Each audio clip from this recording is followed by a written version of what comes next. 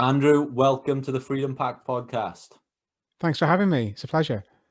So we're here today to talk about your new book, Ageless, and as one of my favorite covers of any book I've had. I think it's such a clean cover, so subtle.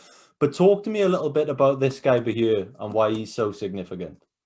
It's actually a she, if we're being technical, because that Wow. is supposed to represent Harriet the tortoise, which is a Galapagos tortoise who was brought back from the Galapagos Islands, obviously, supposedly by Charles Darwin. There's a bit of contention around exactly what the history was.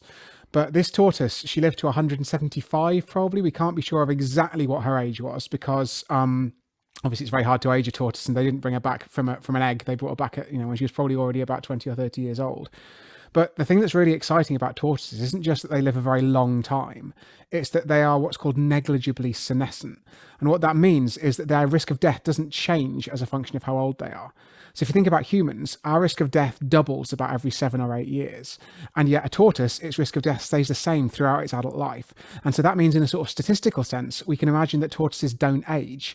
And I think that this negligible senescence is something that should probably be an aspiration for us humans too. Hmm. It's interesting because for something like a tortoise, it lives a very slow-paced life, almost the opposite to the life that we're living at the moment. We live in such a fast-paced world. Yeah, and I think there's, when you look at tortoises, you could imagine the reason that they live such a long time is just because they do live so slowly. But the fact is, because their risk of death stays constant, it's not as though they're just aging at a slower rate than us. They literally aren't aging at all.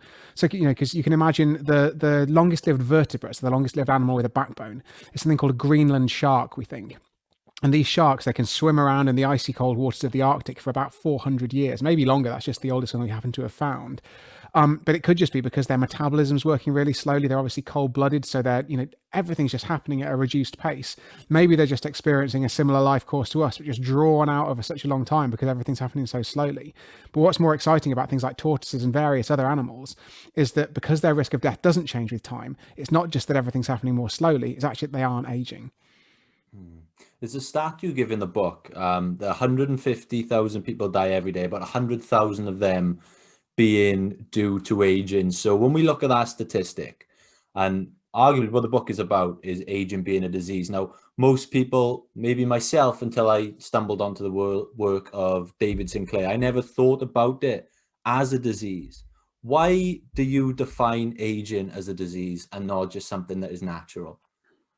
It's an interesting question. Actually, I don't always define aging as a disease per se. There's a bit of an argument in the biogerontology community about whether we should call it a disease or not. And it's in some ways a bit of a technical argument, in other ways a bit of a philosophical one. So from a philosophical standpoint, the reason that I don't like to call aging a disease is that I'm not sure it's very nice basically to tell anyone over the age of 50 that they've got a disease, they've got something that's inherently wrong with them. What I like to think about it as is an increasing risk of all these other diseases. Things like cancer, things like heart disease, things like dementia. These are all essentially caused by the aging process. And so some biogerontologists, so biologists interested in the study of aging, would call that a disease syndrome. I still don't think that sounds particularly pleasant to tell everyone over 50 they've got a disease syndrome. But whatever it is that you call it, that's fundamentally what's going on inside your biology. And the argument from the sort of people who would want to call it a disease, there are various premature aging conditions. They're called I've suddenly forgotten the word. They're called.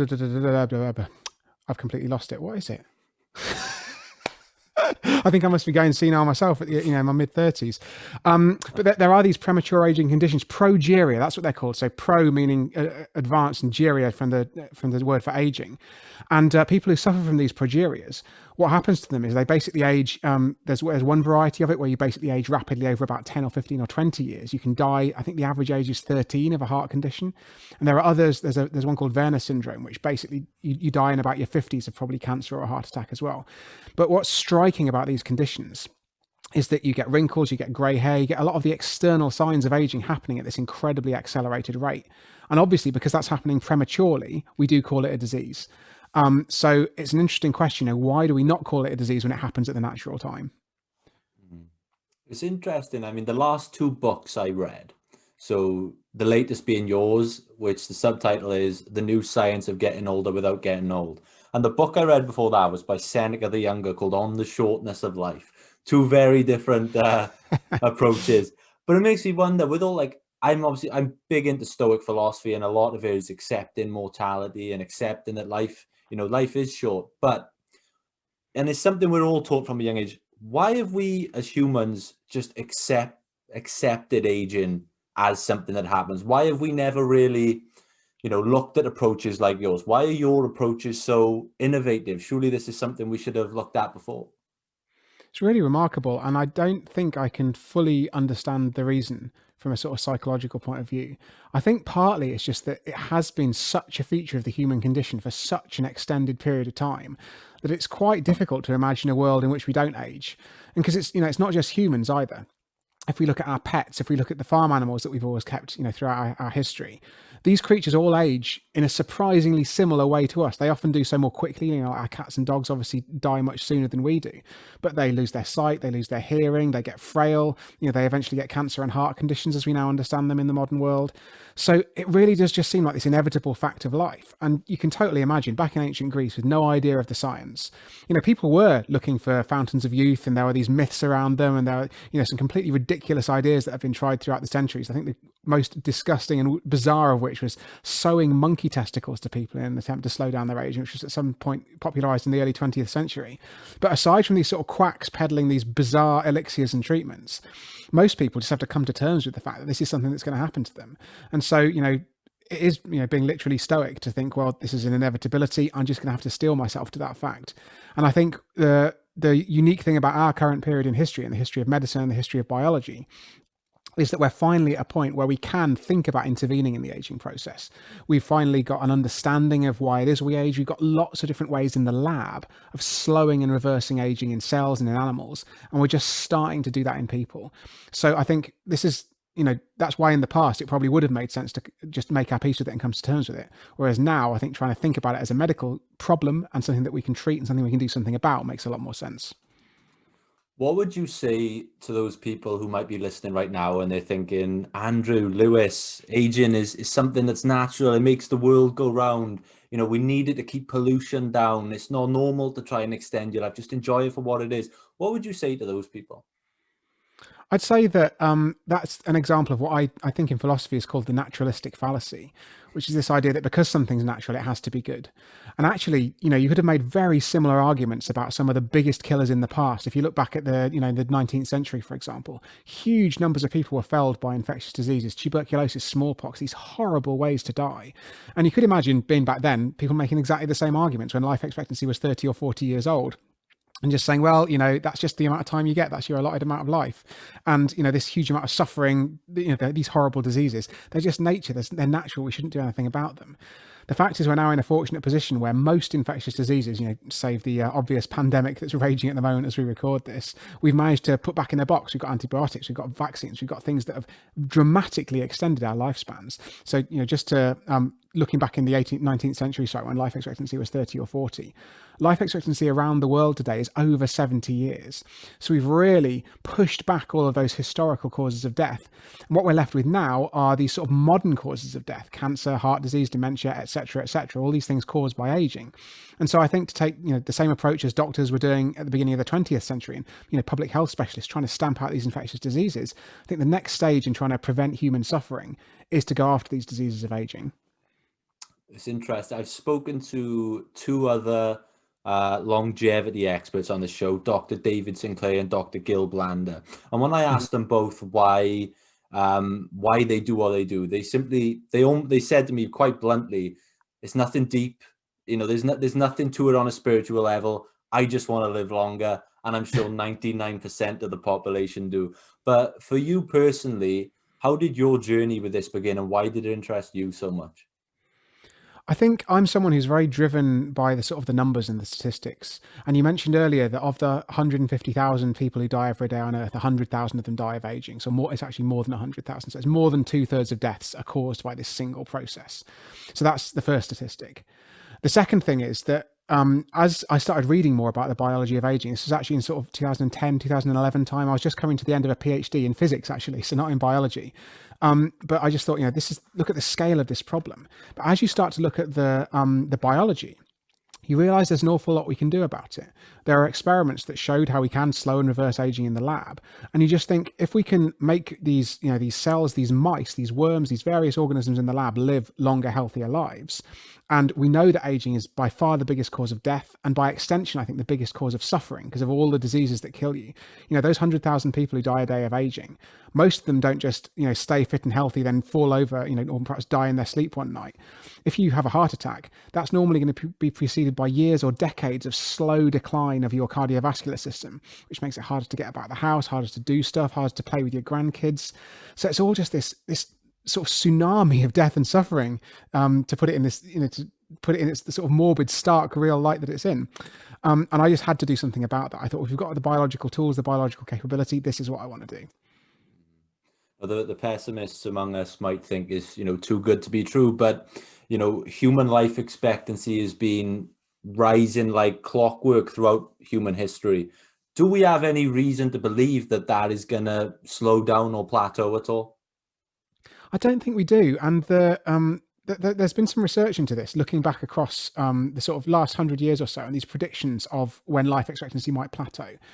And what the researchers found was that every time one of these predictions was made, I think it was an average of 5 years until it was broken, which shows that they're clearly being incredibly unambitious, all these people who predict what population life expectancy is going to do.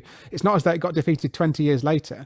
It was, in most cases, happening a few years after the prediction was made.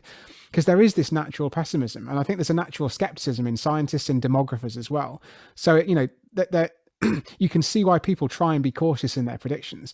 But at the same time, there's not really a biological reason to expect that there is going to be some kind of ceiling, especially if we can carry on, especially if we can start to treat the underlying processes of aging with medicine. Now, in the book, you talk about getting rid of the bad stuff, and some of the hallmarks you mention are senescent cells, amyloids. Can you explain to the everyday person who's not into this type of research what those things are and why they're so detrimental? The example that I always use is senescent cells, actually, because they're nice and easy to explain. They're a fundamental cause of aging that causes a number of different diseases, and we've got a near-term idea of how we could do something about it. This is the sort of thing that could be in hospitals and clinics in the next 5 or 10 years easily. So let's rewind back to the beginning. There are these things called senescent cells. An accumulation of these senescent cells is what's called a hallmark of aging. So that's a particular aspect of our biology that we know increases with age, and we know that it causes a load of these other facets of the aging process. And that's everything from wrinkles and grey hair, to frailty, to muscle loss, to cognitive decline, to diseases like cancer and heart disease. And these cells, they were first discovered in the 1960s. They were found by a scientist called Leonard Hayflick. He was watching cells divide in a dish, and he noticed that after about 50 divisions, those cells had just stopped dividing. And not only that, they looked weird under the microscope. So I'm not a microscopy expert by any means, but you can see, even to the untrained eye, these cells, they're just bizarre shapes. They don't look anything like a sort of healthy, youthful cell dividing away. And so these cells, they look like they're old. They look like they're weird. And they were christened senescent cells, which is just from the scientific word for old. And so that sort of begs the question, if these aged cells exist, could it be the aging of the cells in our bodies that causes our bodies as a whole to age? And the answer, it seems, is yes. As in the intervening decades, we've done some research, and what we've found is they do accumulate in people's bodies as they get older. And these cells, they're not just stopping dividing. They're not just sort of benign, sat there, not doing any harm. They actually emit a cocktail of toxic molecules that effectively accelerate the aging process. And so scientists thought, what could we do? We could try getting rid of these cells. And in the last sort of 10 years, that experiment has been done in mice. Scientists managed to find some drugs that can kill these senescent cells, but leave the rest of the cells in a mouse's body intact. And so when they gave the mice these drugs, they actually managed to give them very late in life. So they gave them when the mice were 24 months old, which is about equivalent to 70 in human years, because obviously mice have much shorter lifespans than we do. And they made them live longer. They lived a few months longer, so that's maybe a few years in human terms. But they weren't just hobbling along in ill health. They managed to make them live healthier as well. So they had fewer cataracts, they had less cancer, they had less heart problems, they could run further and faster on a treadmill, little tiny mousy treadmill, and they even had better fur, which is something I think we can all aspire to in our older age. So clearly this is a sort of global reversal of so many aspects of the aging process, all caused by a single underlying hallmark. And the reason that I'm most excited about this is not only is it sort of easy to explain, not only have we shown it in mice, but there are actually trials happening in humans already. So this is something that we could see, potentially on the market in the not too distant future. Wow. So how realistic or how close are we to coming up, do you think, with, you mentioned a few years, but to a treatment that can almost get rid of these senescent cells? How realistic is that when you mentioned coming on the market? I think it could happen within the next few years, and Wow. scientists are an absolute nightmare in terms of like trying to nail them down for any kind of timescale for anything. So you're not going to get a precise number in years and months out of me. What's interesting is I think these early treatments, they're going to be used for specific diseases where we know that senescent cells are a problem. So, for example, arthritis is something that's really driven by cellular senescence. It's driven by a process called inflammation, which is what these toxic molecules that the senescent cells emit go on to cause. And there's also age-related blindness called age-related macular degeneration. There's also lung fibrosis, and senolytic drugs, these drugs that kill senescent cells, are in trials for all of these conditions and more. And I think what we'll see is, if these trials are safe, if it shows the drugs are effective, then hopefully we'll be seeing them used not just for people who are actually unwell, not people who have sort of the end stages of these diseases, but for people whose only disease, quote unquote, to go back to the very first discussion, is the fact they were born a long time ago.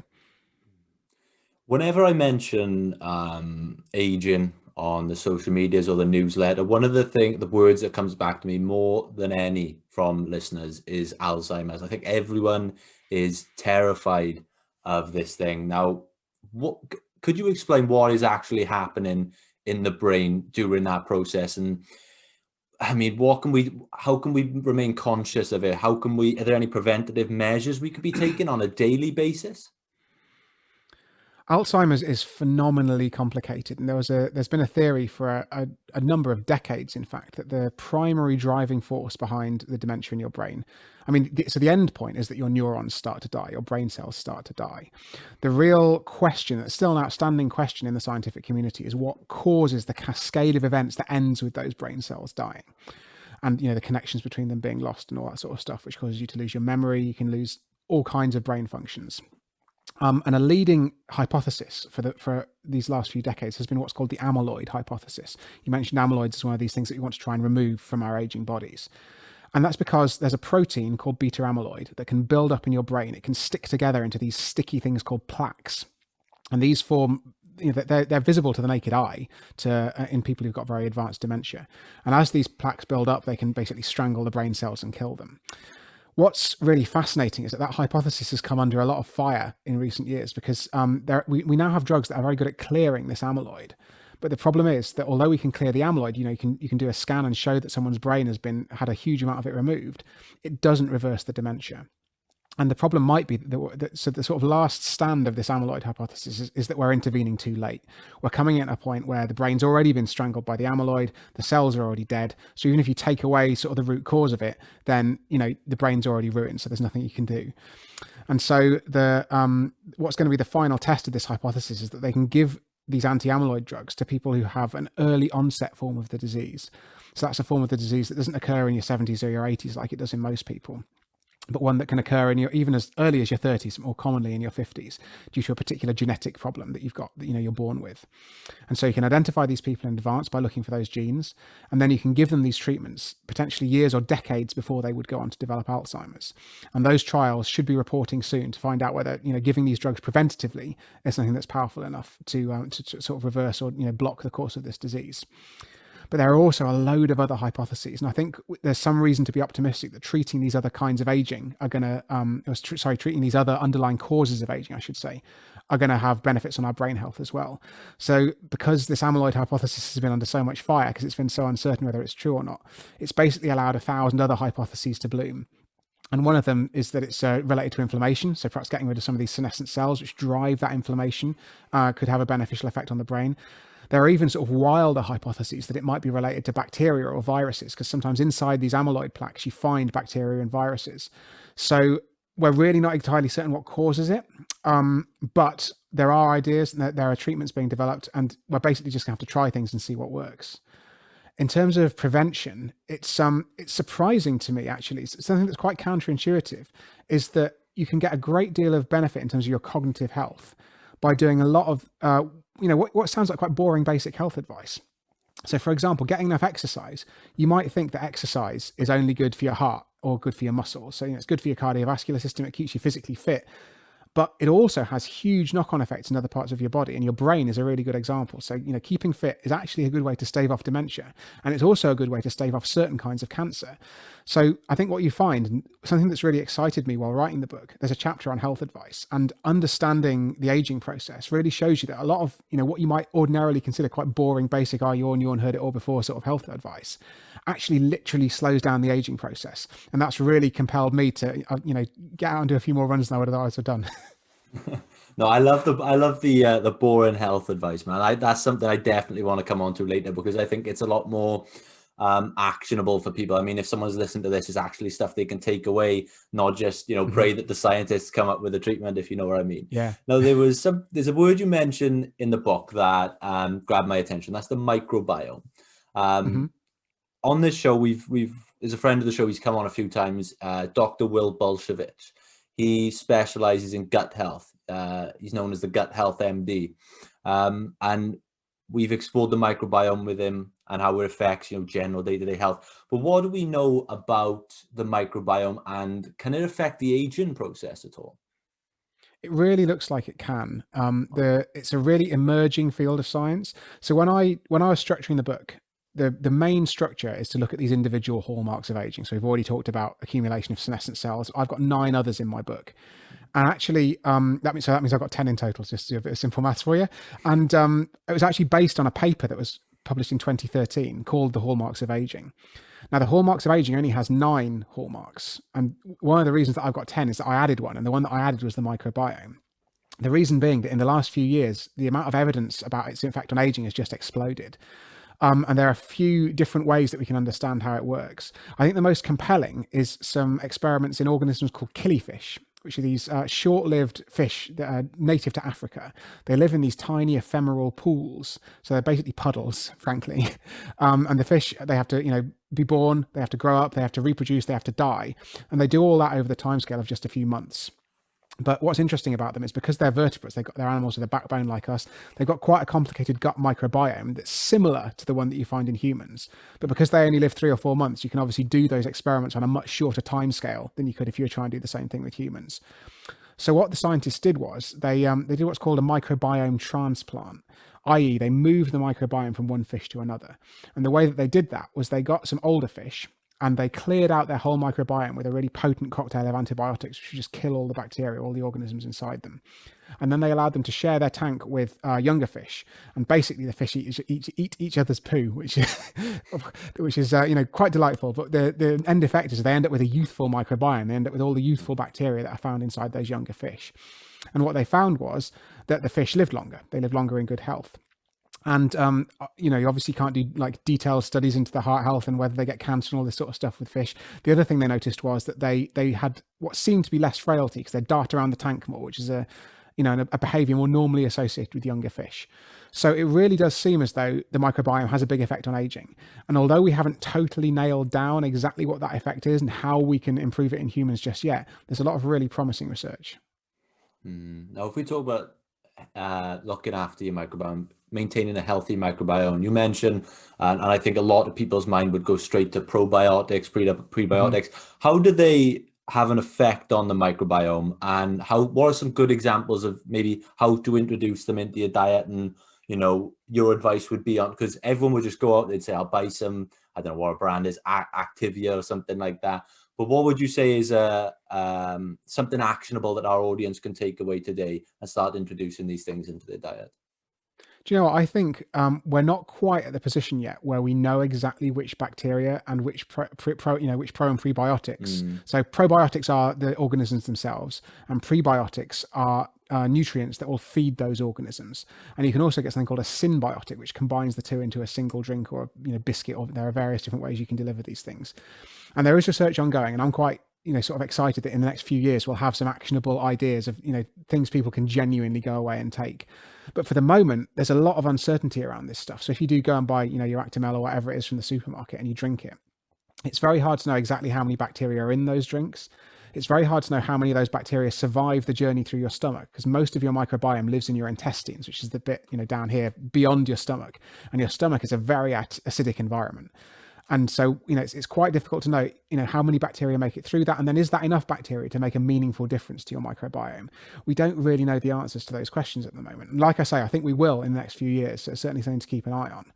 I think the best advice in terms of maintaining your microbiome as you age is actually probably to eat a few more vegetables. Like, unless you're already vegetarian, having a more plant-based diet it's effectively like prebiotics in that sense, because you're giving your microbiome the range of sort of fibers and various different other chemicals inside the plants that are much more likely to stimulate it. And if you have a very meat heavy diet, it's known to have a negative effect on your microbiome. So I think it is a bit of a shame that we can't give like more specific advice. And again, it sounds a bit generic, but I really think that, introducing a few more vegetables into your diet are really going to pay dividends. Yeah, I wish they put that on the bottle, because that's the magic of marketing. They make you think it's the elixir of life. Yeah, they make it sound like it's a done deal. And I think, as I say, we will have some ideas, and there might be some working probiotic drinks, or evidence-based, I should say, probiotic drinks in the next few years. But as of right now, veggies. Another word that crops up in the book, and I keep hearing it a lot on health-based podcasts lately, are telomeres. So could you explain to the audience what those are and why people with shorter ones seem to die sooner? That's something that you really often get asked. If you tell people you're working on aging, they've often heard of telomeres. And the reason is there was a huge flurry of excitement around them in about the 1990s. And that sort of got tempered in the intervening time. But actually, and I was ready to write quite a sort of down chapter about that in the book. But actually, the more recent research has got me excited again. So let me sort of explain why that is. Inside your cells, as they divide, every time a cell divides, it has to replicate all of its DNA, so it has to duplicate its genetic code. And your genetic code is split up into 46 individual chromosomes, 23 from your mum, 23 from your dad. And at each end of those two chromosomes, they've got two ends. There's a protective cap of DNA called the telomere. And the reason for that protective cap is to solve a rather ridiculous problem in cell biology, which is that your DNA replication machinery can't make it all the way to the end of a piece of DNA. It ends up not quite replicating those last few letters, basically. And so that would mean if you didn't have your telomeres, then you'd end up starting to chop off important bits of DNA pretty rapidly. So your telomeres are basically there. They're a bunch of repeated nonsense. They're just the same 6 letters over and over and over again. And the idea is that if you lop a few of those off at the end of a cell division, it doesn't really matter, because you've only cut off this sort of useless repeated information. And you haven't compromised your DNA, you haven't compromised any of the important genes that your cells need to survive. So, sorry, that's my phone. So, where was I? Yeah. So what happens is as your cells divide, they lop off a little bit at the end of these telomeres. And that means that they shorten as you age, because your cells divide, constantly trying to replace the other tissues in your body, constantly trying to replace things like your guts, your skin, which are turning over all the time. And that means that as you age, they get shorter. And what studies have shown is it's not just a way of like measuring how old you are. It's also the case that people who've got shorter telomeres tend to die sooner. And we don't know exactly all of the mechanisms behind that yet. But what that means is that, basically that people get more heart disease. It can also cause more cancer. And actually, it's one of the driving forces behind cellular senescence. So we now understand that experiment that was done all those years ago when they were looking at cells, when Leonard Hayflick was looking at his cells in a dish. We now understand the reason they stopped dividing after about 50 divisions is basically because they run out of telomere. And so the exciting thing is that we can go in and potentially extend those telomeres, and that would then defer some of these problems of aging and hopefully make people live longer. I was about to say, is augmenting them a possibility? It is, yeah. And I think I mentioned before, actually, I was going to explain why there was a lot of excitement in the 90s and sort of petered out a little bit. The reason was there's an enzyme called telomerase, which all of our cells have.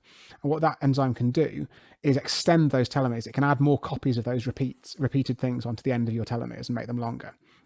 And so scientists thought, oh, this is great. We've got these things that get shorter with age. We've got an enzyme that can increase how long they are.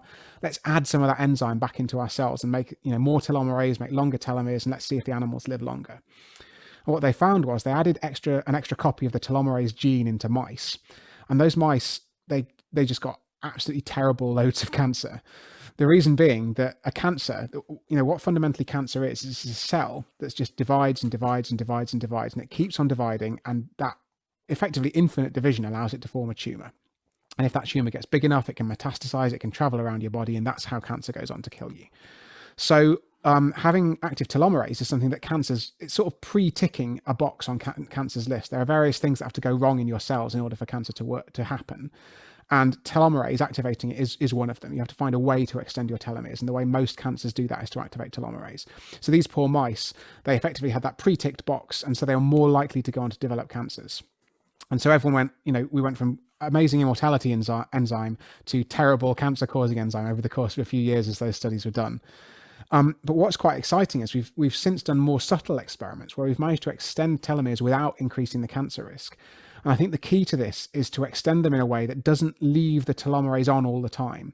So rather than sticking in this telomerase, which can help cancer, you stick a bit of telomerase in, but you do so in such a way as it's only activated temporarily. And that allows the telomeres to be built up to a slightly longer length and gain some of the health benefits. But then when it's finished with, that telomerase basically goes away. And that means that you don't have this sort of lingering cancer risk in the same way. And having done these experiments on mice, they can make them live longer. They've tried an experiment where they've used this sort of temporary telomerase in mice that are very, very likely to get cancer. So they've got a genetic mutation that makes them much more likely to get cancer. And adding this telomerase doesn't make the cancer any more likely. So it looks as though they've managed to come up with a way to extend our telomeres without increasing our cancer risk. And if we can show that translates to humans, that's something we could think about applying to ourselves.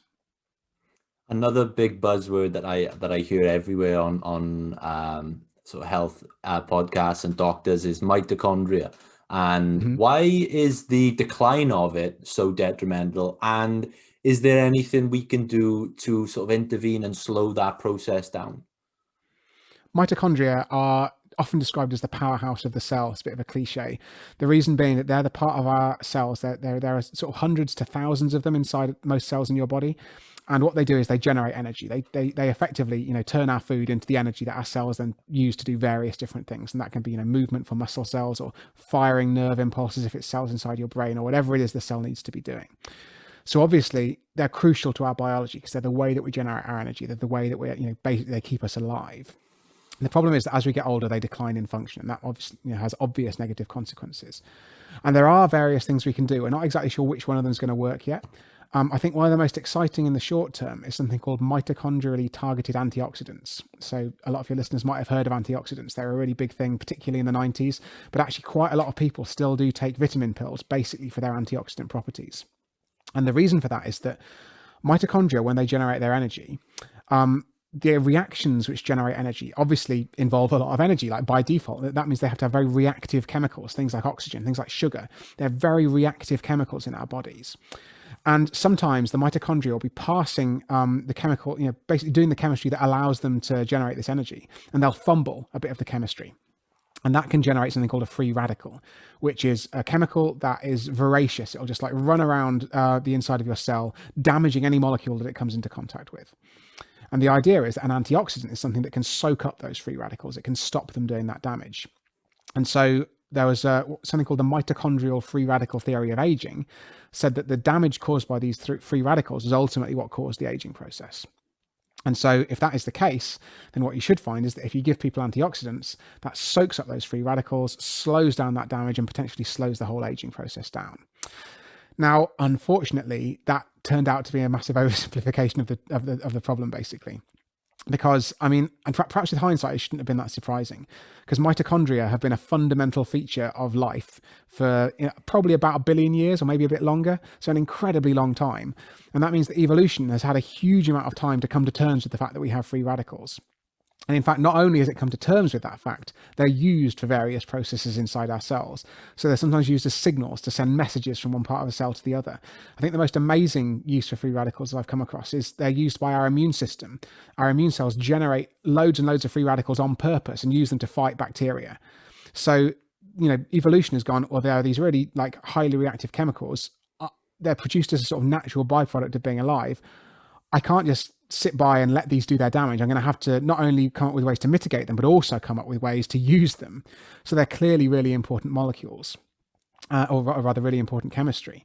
And what that means is that if you take an antioxidant, normally that, say that reduces the number of free radicals you have slightly, you might find that your body actually reduces its own internal antioxidant defenses in order to allow some more to be produced. Or you might find it produces some more, again, to try and compensate. And if you take a big enough dose of antioxidants, you might find that you dampen down the levels of free radicals to levels that are lower than are optimal. So it might even reduce your lifespan. So it's got this incredibly complicated effect. But the one place that it does seem to be beneficial to have antioxidants is if you target them specifically to the mitochondria. So these mitochondrially targeted antioxidants have a special chemical label attached to them, which causes them to be preferentially taken by the mitochondria.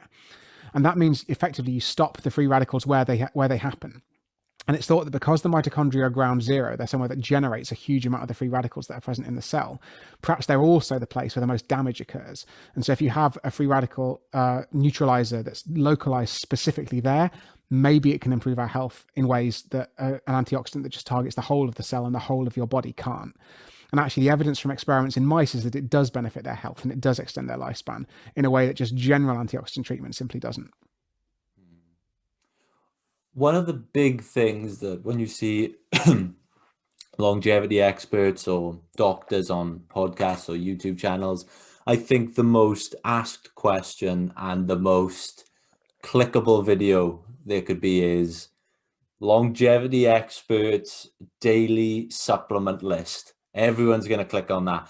But in the book, you mention almost don't bother with supplements.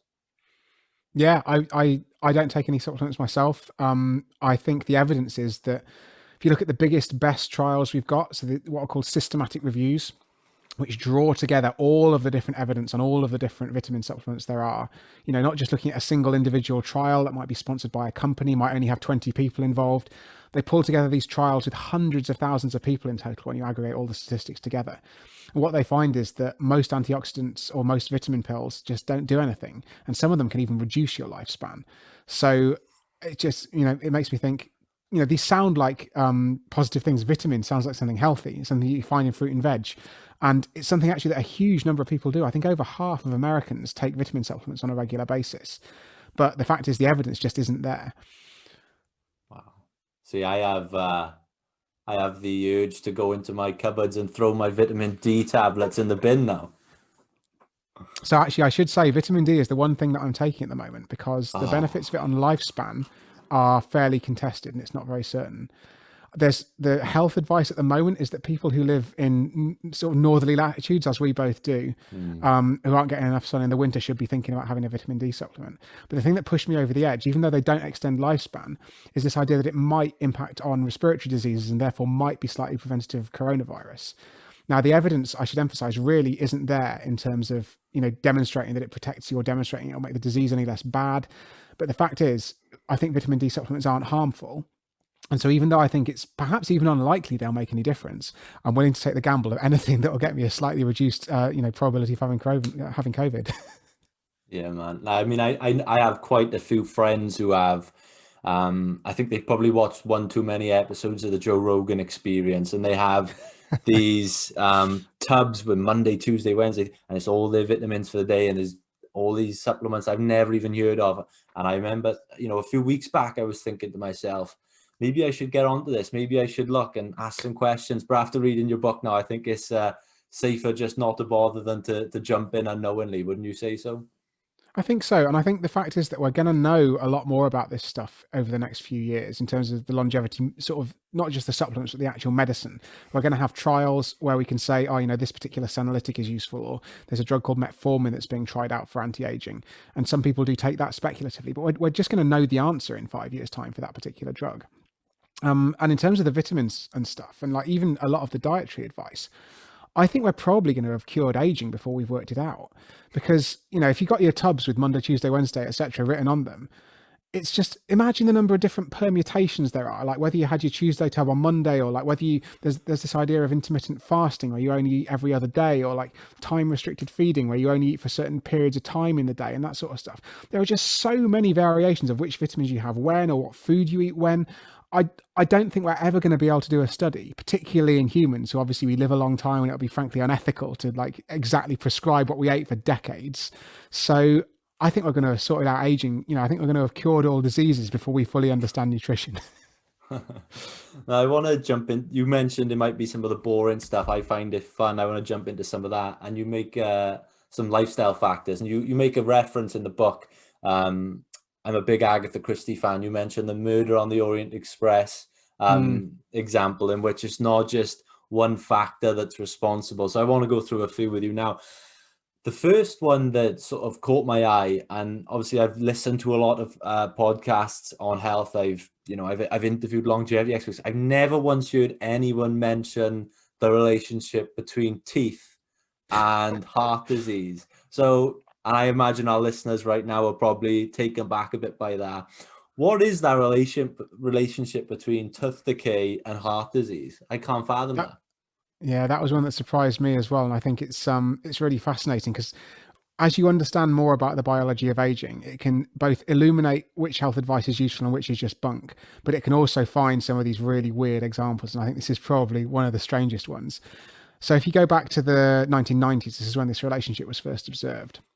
And they noticed that people who had better oral hygiene, cleaner teeth, better gums, had less heart disease. And that sounds immediately like one of these examples where scientists say correlation doesn't equal causation. And what that means is that you find two things that happen at the same time, they happen together, but they're not actually associated. It's not that one causes the other. So to give the example, let's go through the example in terms of tooth decay and heart disease. You could imagine maybe people who aren't so well off, they haven't got as much time to look after their health, they haven't got as much money to spend on nice food, they haven't got as much money to spend on dental bills or toothpaste, or the time to brush their teeth because they're so busy trying to sort themselves out. Then that means they're simultaneously going to have worse oral health and worse heart health for similar kinds of reasons, but neither one is causing the other. So that was sort of the supposition. But as we've learned more about this and done more studies, there does seem to be probably a genuine connection here. And the connection is thought to be through inflammation. So this process of inflammation, it's the natural process by which your body responds to threats. And that could be an infectious disease or it could be an injury. And what it basically means is that your cells give out molecules and they say, it's sort of like a 999 call. They're basically calling in the immune system to come and help out, come and clear out whatever the threat is, to come and start the wound healing process or whatever that might be. And in youth, that process is acute. It happens very suddenly. It happens for a short, defined period of time. Your immune system comes in, clears up the mess, and then clears off. But as you get older, you enter a state called chronic inflammation. So it's sort of a constant low-level state of alert throughout your body. And that basically accelerates the aging process. So if you think about what's going on in your mouth when you've got tooth decay or when you've got gum disease, as you know, these things tend to progress. Your immune system can never quite clear that infection. And what that means is there's constantly a skirmish going on in your teeth and in your gums. And then that means effectively chronic inflammation. That's exactly what I was just describing. So that low level of inflammation can accelerate all kinds of different diseases of aging. And heart disease is a really good example. We even think there might be a connection to dementia, because dementia, not only is that driven by inflammation, but also if you look if you look inside some of these plaques, you find bacteria, you find viruses. And one of the types of bacteria you find are the bacteria that are associated with gum disease. So it's not a dead certain thing. That could be another case where correlation doesn't equal causation, but equally it's certainly plausible that they're at least partially a driving factor behind the disease. So while the jury is still a little bit out, I'm happy to brush my teeth just on the off chance, even if there's only a chance it's going to be a benefit to my aging. I was going to say, I'm not taking the risk. I'm flossing tonight. Yeah. We mentioned vitamin D, and I think it was when we had Dr. Andrew Huberman on. He talked about how he likes to have a positive relationship with the sun. He likes to get his sunlight in. Obviously that's difficult for me and you, as we mentioned, but you hear these two arguments. You hear a lot of people say, go out, get sun, it's good for you. Other people, you don't want to spend too much time in the sun. What is the optimum relationship with sunlight as far as you're concerned? Do you know what? I really don't know. Because the sort of two factors that pull in opposite directions are, we clearly do need at least some vitamin D. That's unambiguous. And the way that we get that primarily is through exposure to the sun. You can get it through your diet, but honestly, unless you're eating really particular things specifically chosen to make sure you're maximizing your vitamin D intake, you're never going to be able to get enough that way. So the way that most people get enough is this classic recommendation of 10 to 15 minutes of, bare arms in the midday sun sort of thing, and then perhaps reduce that a bit in the summer when the sun's brighter. But then pulling on the other side of that equation is the fact that we know that the UV and sunlight, the very same sort of light that causes the vitamin D to be generated, can go in and it can smash apart the molecules inside your cells. So it can damage your DNA, it can damage the collagen that holds your skin together. And so it accelerates skin aging, and worst of all, it accelerates the progression towards skin cancer. sun exposed skin is some of the most heavily mutated some of the most heavily mutated tissue in your whole body. So if you look at the number of mutations that are in an average skin cell, I think it's about 10 times the number that you find in most other cells in your body. And that's just because it's been exposed to the sun, that UV radiation has gone in, it's caused all kinds of damage, it's caused free radicals to be generated actually, and that can damage your DNA as well. So I really haven't been able to work out the answer to this. It's something I've really been scratching my head about, because it's encouraged me, that knowledge about the DNA damage and the mutations has really encouraged me to put more sun cream on and be really careful about not getting sunburn, because that's something that can predispose you to skin cancer. But equally, do you want to be putting on your factor 50 every day of the year and never getting a single drop of vitamin D? You could say the best way to do it is to just constantly sun cream it up, but then make sure that you get your vitamin D through supplementation.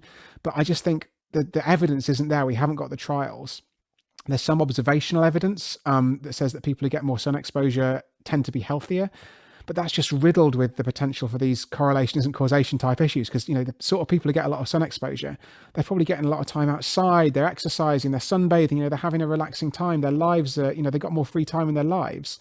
So there are all kinds of different effects that could be going on. And until we can do some massive randomized trial where we, lock people indoors with their vitamin D supplements or cover them in sun cream all the time for 10 years and then do the opposite to another load of people, I just don't think we're ever going to be able to answer this question. So it's going to be, it's one of these things where there must be an answer, and it's something so basic, it feels like almost alluring. There must be something out there that we can do, that we can optimize our health with. But honestly, I think we're just not going to, again, it's going to be one of those things that we don't know until we've already cured aging and cured all diseases. One thing I'd love to get your opinion on now, I already mentioned him earlier, Dr. Will Bolshevich. He talks with us quite a lot about meat, and red meat in particular he's really not a fan of. And then we spoke to, on the opposite side of that spectrum, we spoke to Dr. Sean Baker, the head honcho of the carnivore diet. Now him and Dr. Bolshevich have quite a bit of a rivalry online. Dr. Baker's always, maybe throwing some insults Dr. Bolshevich's way over this discussion of meat. Now, we had Sean Baker on, but I personally felt that I, in all good conscience, couldn't release that episode, and I didn't. It's actually in the ether somewhere. It's been deleted because I didn't feel as if there was enough science behind what they were saying. There's not been any proper trials done on, in support of the carnivore diet. And, what I've heard from Dr. Bolshevich, I've heard from Dr. Michael Greger, Dr. Neil Barnard. They've all given the case against red meat, and it sounds a bit more plausible to me. Where do you weigh in on the red meat debate? I think by and large, almost all of us could benefit from having a bit less meat in our diets. And there's no slam dunk evidence on this. I think you're right to say that, the trials are really, really hard. If you do observational studies, again, they're mired with confounders. Because if you look at the sort of people who are vegetarian, probably tend to be wealthier, more affluent. They probably tend to look after their health in other ways because they're quite health conscious people. That's why they're veggie. So again, it's just really, really hard to tease out, if they do live longer, is it because of all these other factors, or is it because they eat less meat? The things that compel me are therefore the sort of the almost theoretical arguments as to why eating more vegetables might be good for you. One of them we've already mentioned is that vegetables tend to improve your microbiome. So I'm going to take that one. Another argument, which is really interesting to me, is so I'm going to have to rewind a little bit here, back to the 1930s. The first convincing evidence that you could slow the aging process down, in my opinion, was through something called dietary restriction, sometimes known as calorie restriction. And there was a scientist called Clive Mackay who was doing some experiments in rats. And he showed that if you feed rats substantially less, we're not just talking about, having a bit of a diet, we're talking about 40% less food. So you're going to be hungry all the time. If you feed rats that much less, they lived about half as long again. And they didn't just live half as long again, in geriatric ill health, unable to even muster the energy to die after all their other previous rat counterparts had copped it. What they did was they lived longer in good health. When they did autopsies of the rats after they died, eventually, what they found was the inside of those rats looked very similar to the inside of rats who'd been eating the full amount of food, but they'd obviously just died, hundreds and hundreds of days before. So That has obviously spurred a huge amount of additional research looking at, can we do dietary restriction in other organisms other than just rats? And it appears to be quite generally applicable. But again, it's really hard to do these studies in humans because you have to do them for so long. And it's really difficult because it's not like a rat where you can just restrict how much it eats. These people are hungry all the time. So it's a hugely, hugely challenging thing to do. However, sort of in amongst all this research, there are other question marks over what exactly it is you're restricting. So throughout my book, I call it dietary restriction. And the reason for that is it's a bit pedantic. Originally, as I said, it was called calorie restriction, but actually it's become much less certain whether restricting the calories themselves is what it is that causes you to live longer. And it might be that it's restricting the amount of protein. That's one possible argument. Or it might even be that it's restricting the amount of amino acids. And that's the building blocks of protein. So it might be that there are certain amino acids. If you just restrict that one building block, then you can extend your lifespan without having to fully restrict your entire diet or massively reduce the amount of calories you take in. And some of the amino acids which seem to benefit lifespan by reducing them are the ones that are primarily found in meat. And so the argument is that by being a vegetarian or by increasing the amount of vegetable matter in your diet, you're sort of accidentally almost reducing the amount of some of these amino acids. And so you're dietary restricting yourself through the back door without having to eat much less food. So again, it's a sort of theoretical argument. There's not a huge amount of conclusive, study showing that this is definitely the case, but it just suggests there are various different ways that a vegetarian diet could extend your lifespan, could make you healthier. And it just seems the way, all of this evidence tends to point towards vegetables rather than towards meat. That's not to say there's never a benefit of meat. It's not to say that a little bit of meat is going to kill you, but equally, the evidence all seems to be pointing much more heavily toward the direction of vegetables than toward the direction of meat. One thing that is growing in popularity lately is fasting, and I've heard a lot about it, and a lot of people say that by fasting you're turning on these three defenses of the body, turning these switches on and off can help longevity. Is there any credibility in that? There might be. Again, these studies are really hard to do in humans, but it seems that in mice and other animals, there's definitely some benefit to fasting. They do live longer. And the question is, because this effect, dietary restriction, as I mentioned, is a really robust effect. We've shown it in mice, we've shown it in worms, we've shown it in flies, we've shown it in dogs, we've shown it in it might work in monkeys. That's quite a long, complicated story, but basically it works in this huge range of animals, and not just animals, yeast, single cells. So from right across the kingdom of life, we've shown that dietary restriction seems to work. And the idea behind these fasting approaches is that rather than eating less all the time and being hungry all the time, if you just eat every other day, that's something that's going to be easier to stick to. But the real problem, again, is just coming up with the evidence in humans. And just from a practical standpoint, I've tried fasting and I'm just not sure I can do it. Going a whole 24 hours without food is really challenging. The one thing I did manage to stick to was time-restricted feeding, which you might have heard of, which is this idea of only eating for an 8-hour window, or it really varies. Some people are 6 hours, some people are 12 hours, but eating for a window in the day. And so it's actually quite an easy thing to do. So, imagine you skip breakfast and eat your first meal at noon, have basically sort of brunch at 12 o'clock in the afternoon. And then you got to eat all your food and make sure you're finished by 8 p.m. That's not that hard. That's certainly something that's doable. I used to skip breakfast when I was a bit younger anyway, so it's not really that much of a leap. But then literally the week I started doing this, the best study so far, I think, that looked into this, trying to work out whether it had any health benefits, came out negative. They tried it on, I think it was about 100 subjects, and they found that actually it didn't seem to make any difference at all. They didn't lose any weight. They didn't seem to be any metabolically healthier. So it just sort of collapsed under the weight of study. And that is only one study. You shouldn't write the whole thing off because one study's come out negative. Like I said, the sort of gold standard is a systematic review where you've got loads of different studies from different angles and different populations all weighed together. But I just think this stuff, it's like trying to catch smoke. It's exactly the same idea where you're just there's an answer here. There's definitely an optimal diet out there, but it's just so difficult to find out what it actually is and put it into practice. I spoke earlier this week to the UFC Hall of Famer George St. Pierre. He came on the podcast, and he was talking a lot about, he's a very health conscious guy, and he was saying that for him, the one thing that's almost transformed his quality of life is doubling down on sleep and sleep quality. What do we know? And I'm a big fan of the work of Matthew Walker. He wrote the book Why We Sleep. If anyone wants to scare themselves straight, I recommend reading that. There's quite a few horror stories in there. But what do we know about the link between sleep and longevity? Again, it's one of those things where it's not as much as you'd like, because the perfect study would be to force a load of people to sleep 4 hours a night, force a load of people to sleep 8 hours a night, force a load of people to sleep 12 hours a night, watch them for 20 years and see who dies first. And the fact is, yeah, I mean, it's impractical, it's unethical. So we haven't done that experiment. The observational studies where you just ask people how much they sleep and then look at what happens to them from a health point of view seem to suggest that the best amount of sleep to get is somewhere in the region of 7 to 8 hours.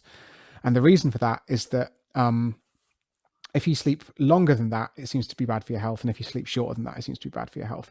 The question is, like, what's the fundamental mechanism? What's going on inside that? And the other question, again, as we've discussed a few times already, is it correlation or is it causation? So someone who sleeps 10 hours a night, are they doing that because they want to, or are they doing that because they've got some underlying health condition that means they need that extra sleep? Someone who sleeps 4 hours a night, are they doing that because they want to, because that's natural, because they wake up feeling refreshed, or is it because they've got a stressful job, a stressful life, which means that they're having to cut back on sleep to try and fit everything into the day? So it's really, really difficult to get the data on this. The things, again, that sort of compel me towards it, it's similar to to whether or not you should eat vegetables. You think, we don't understand exactly what the correct answer is. We can look at mechanisms by which sleep could improve your health. And one really compelling argument, actually, to go back to dementia, is that while we sleep, our brains use that opportunity to clear out junk. And there is very good evidence of this, that, while we sleep, there's fluid moving around inside our brains that's clearing out the junk from the day and sort of refreshing all of what's going on in there. So given that, we think that one of the things, in fact, that is cleared out is the amyloid that predisposes people to Alzheimer's. So it's not necessarily the case that exactly this amount of sleep is going to prevent Alzheimer's, but it certainly looks like getting a good night's shut eye is going to help clear out all those toxins from your brain. So again, erring on the side of caution, I'm aiming for 7 to 8 hours. Great. So we've talked a lot about these lifestyle factors. If you could issue just one challenge to our audience for this week, maybe something they could be a bit more conscious of. Maybe it is getting their 8 hours of sleep in. Maybe it is looking at their exercise. What is one challenge that you would like our audience to undertake for this week? Do you know what? This is a bit of an unusual one, and but I'm going to go for it anyway. I think if you're already following a lot of sort of basic health advice, you're basically in good health. If you're not already really old, the single greatest determinant of how long you live is going to be progress in biogerontology. It's progress in the biology of aging. And so actually, I think the best health advice for all of us is to get the word out there about this amazing science. It's to tell your friends, it's to tell your family, maybe write to your MP, even if you're feeling particularly enthusiastic, because the fact is the potential benefits of anti-aging medicine as opposed to health advice are going to be much, much bigger in the longer term. And in fact, I think, a lot of these benefits could be realized in the lifetimes of people alive today. So I think, although you can try and make differences in your lifestyle, the single most important thing is that more people understand the benefits of medicine that tackles the aging process, medicine that can push all these diseases for us further and further back into the future. So it's a bit of a weird one as a New Year's resolution, or it's a bit of a weird one as a bit of health advice to follow. But I honestly think that's where we're going to have the biggest impact in the long term.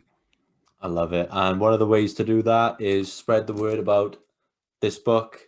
Your book, certainly is. It's almost a shame. It sounds like a bit of a plug, but that is. It does sound like a plug. I promise you, we didn't pre-plan that one.